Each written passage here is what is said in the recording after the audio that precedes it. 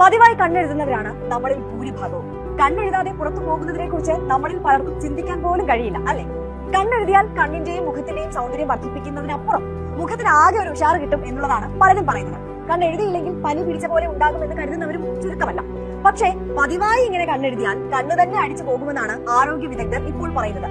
ഇപ്പോൾ കൺമഷികളുടെ കാലം കഴിഞ്ഞു. പലതരത്തിലുള്ള കാജലുകളും ഐ ഷാഡോ മസ്കാരയും ഒക്കെ വിപണി ഭരിക്കുന്ന കാലമാണ്. പ്രൊഫഷണൽ മേക്കപ്പ് ആർട്ടിസ്റ്റുകൾ അല്ലെങ്കിൽ പോലും നമുക്കെല്ലാം ഓരോ ഒക്കേഷൻ അനുസരിച്ചും ഐ മേക്കപ്പ് ചെയ്യാൻ അറിയാം. അതിന് ബ്യൂട്ടി വ്ളോഗുകൾക്ക് വലിയ പങ്കുണ്ട്.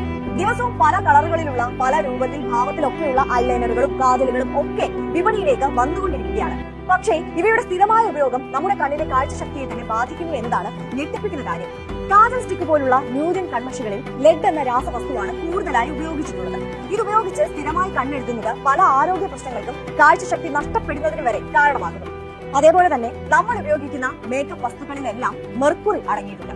ഫുഡ് ആൻഡ് ഡ്രഗ് അഡ്മിനിസ്ട്രേഷൻ അനുസരിച്ച് 1 ദശലക്ഷത്തിൽ 65 ഭാഗങ്ങളിൽ സാന്ദ്രതയിൽ താഴെയാണെങ്കിൽ സൗന്ദര്യവർദ്ധിത വസ്തുക്കളിൽ മെർക്കുറി അനുവദനീയമാണ്. പക്ഷെ നമ്മൾ ഉപയോഗിക്കുന്ന മേക്കപ്പ് വസ്തുക്കളിൽ ഈ അനുവദിച്ച അളവിന് മുകളിലാണ് മെർക്കുറിയുടെ സാന്നിധ്യം. മെർക്കുറിയുടെ കൂടിയ അളവ് കാലക്രമേണ അന്ധതയ്ക്ക് പോലും വഴിവെക്കുമെന്നാണ് നേത്രരോഗ വിദഗ്ധർ പറയുന്നത്. പക്ഷേ ഇതിന്റെ ലക്ഷണങ്ങൾ കാണിക്കാൻ കാലതാമസം എടുക്കുന്നതിനാൽ ആരോഗ്യ പ്രശ്നങ്ങൾ അതിന്റെ മൂർധന്യാവസ്ഥയിൽ എത്തിയാൽ മാത്രമേ പലപ്പോഴും നമ്മൾ അറിയുന്നുള്ളൂ എന്നതാണ് കാര്യം.